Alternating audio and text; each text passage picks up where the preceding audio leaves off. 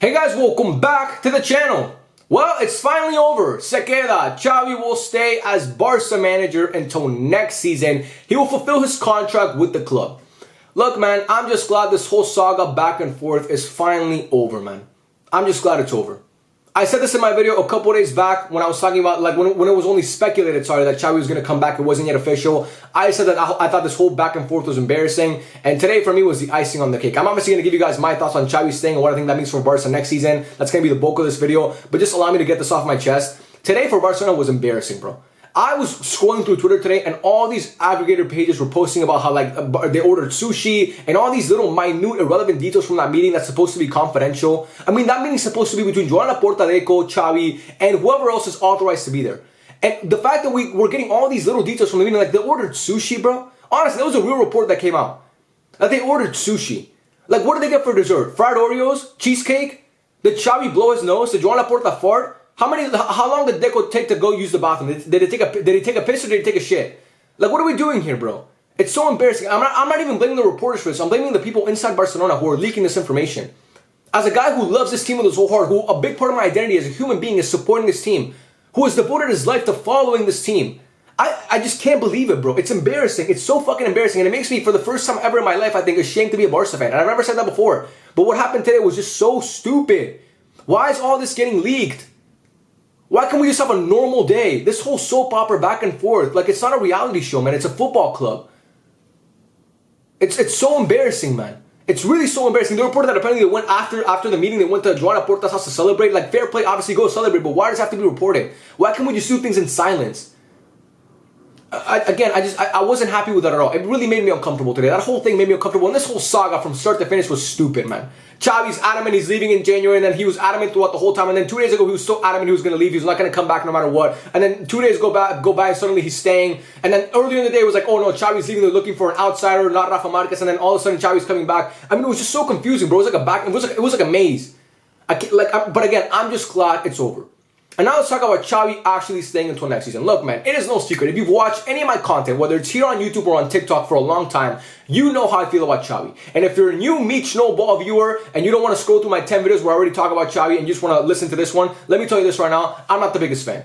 I didn't want Xavi to stay this year. I wanted someone else. So now, if it was between Xavi and Rafa Marquez, I wanted Xavi. But if it was between Xavi or Hansi Flick or Wasil or Michel or basically any outsider, I don't care who it was, I wanted the outsider. Because I think Barca reached their ceiling with Xavi already. And I don't like the way that he conducts himself on the touchline. But I think that Xavi, and I think let me talk about Joan Laporta first. I think Joan Laporta saw that he had no prime candidates out there on the market to replace Xavi. So he said, you know what, let's wait until next season when more candidates become available, more elite candidates that we actually feel more comfortable bringing in, and let's just stick with Xavi for 1 year and see what happens. Because again, I think Hansi Flick is a really good manager, but most Barca fans disagree with me. So I don't think Joan Laporta wanted Hansi Flick either. He didn't want Rafa Marquez, he didn't want Hansi Flick, he wanted to stick with Xavi for 1 more year because he knows that next year the crop of managers that are going to be free, obviously that their contract expires, is going to be even better. And that includes guys like I think Pep Guardiola and Mikel Arteta. And Jurgen Klopp obviously will be a year removed from managing from Liverpool, so we'll see if he wants to come back and manage Barca. But again, I think that's what Joan Laporta was thinking, that's what he wanted. He was so adamant about Xavi coming back next year. And I think for Xavi, he feels like a lot of us Barca fans feel that there's unfinished business. This season's ending with a bitter taste in our mouth. And I'm not talking about La Liga, because I thought even if Barca beat Real Madrid in the Bernabeu, La Liga was a tall task either way. 5 points, even if Barca won, you were going to be 5 points back, 5 points back with 6 games to go. And Madrid this year have been basically unbeatable in the league. To me, it wasn't going to happen. I'm talking about the UCL. Because you outplayed PSG in that first leg, beat them 3-2, and then you go into the second leg and you score a goal. You're up 2 goals on aggregate in Montjuic, and then it all goes to shit when Araujo got sent off. And then obviously that frustration carried over to Xavi when he got sent off in the game as well, because he knew that was an opportunity right there. The second Araujo got sent off, the game ended. And I think even the most adamant and biased PSG fans will tell you that they know that if Araujo doesn't get sent off, Barca go through to the semifinal. And we're facing Borussia Dortmund, a tie which we would have been heavy favorites in, and we would have had a ticket to Wembley in the palm of our hands, and who knows, maybe Barca could have won their 6th UCL in their history. Again, that's old news, we'll never know now, but I think that's the way that Xavi's thinking. He owes this club 1 more season to make it right. Because he doesn't like the way the season ended, and we don't like the way the season ended.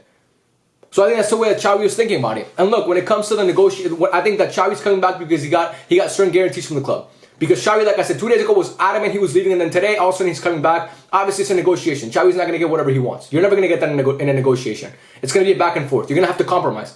I think Joan Laporta compromised, and I think Xavi compromised. There was reports that came out that apparently Deco and Joan Laporta they don't like certain people in Xavi's staff. And Xavi was like, I'm not gonna fire those people. And then it was reported that Xavi wanted something, and then Joan Laporta and Deco wouldn't give it to him. So again, it's a compromise. There's a middle ground that you have to come to. I think both parties were comfortable with that middle ground, and then obviously Xavi feels comfortable enough to come back after being so adamant that he was leaving. So he must have gotten some good news in that meeting.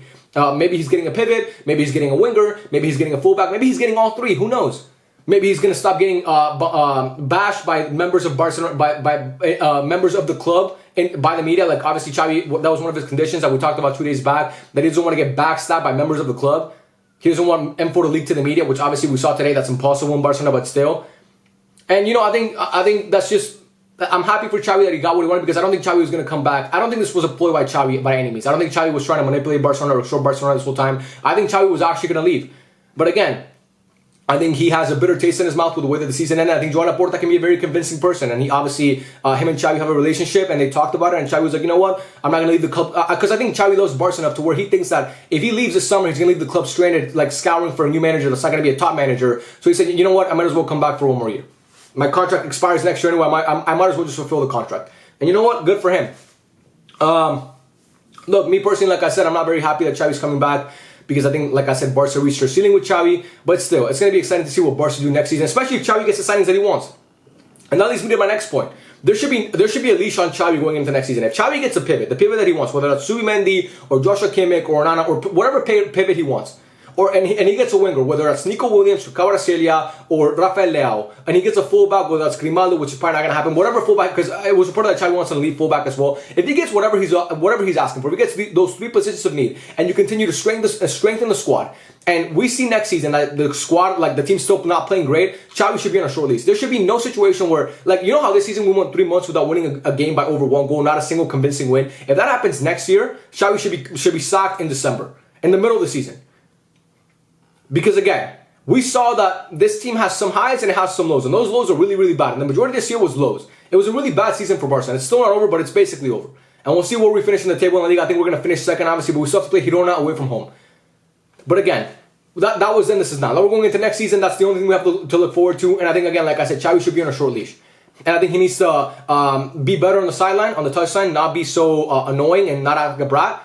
I think that's something that the club should have brought out to him. Like, hey, if we bring you back, we want to bring you gotta chill with the red cards, because we need a manager on the touchline. It doesn't you're of no use to us if you're always on the fucking box. You're not on the touchline, and your brother's coaching the team, because we're not paying your brother to be the coach. We're paying you to be the coach. So I think that's something that Joan Laporta, if he didn't bring it up, then he's not doing a good job, because that's my number one problem with Xavi. Far be it from his tactics and his man management, which like I said before, I find suspect at times. His antics on the touchline are embarrassing to me.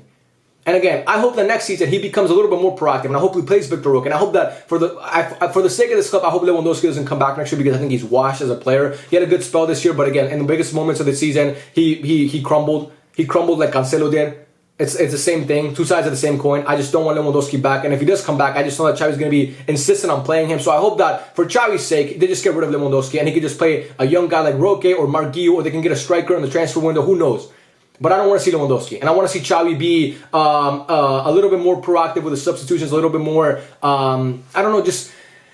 I feel like Barca doesn't come out ready to play a lot of times in games, especially when I'm talking about that stretch in the season where we were playing like shit. Like it looked like in the beginning of halves and beginning of games, Barca always came out sleeping, conceding early on in games, conceding early on in halves. I want to see that change as well. Again, I'm not a tactical expert. I really can't tell you much about the way that Xavi sets up, because again, I'm just a football fan. I don't have my UEFA coaching license, but I do think that Xavi tactically a lot of times leaves a lot to be desired. And I think a lot of times, like I said, his man management is a little bit suspect. But to me, again, like I said, his biggest problem, in my opinion, is his touchline antics, which I want to see cleaned up a little bit.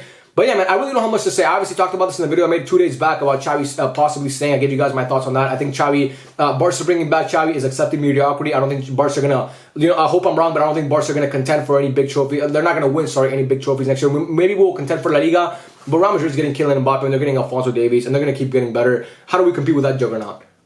I mean, how do we do it? If Xavi does it, then a fair play to him. If Xavi does that, then, dude, I'll sit in this very chair next year, and I'll be like, I was wrong. I'm a fucking idiot, I was wrong. I'll say it 100%. I have no problem admitting when I'm wrong.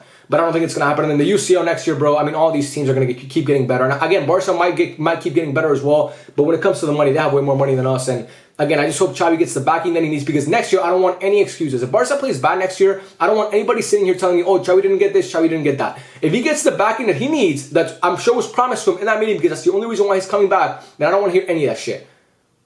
But again, that's just my opinion. Let me know what you guys think about Xavi staying and Xavi coming back for one more season. Like I said, I think this whole saga was embarrassing, but I'm just glad that it's over, man. I'm just so happy that it's over. And yeah, we'll see until next season, because that's the only thing we have to look forward to now. And yeah, man, obviously Xavi next year will have Gavi back.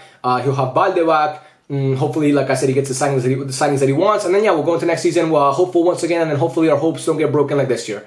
But yeah, man, I love every single one of you. Thank you so much for watching. And let me know your thoughts, like I said, in the comment section down below. And I'll catch you guys on the next one. Peace out.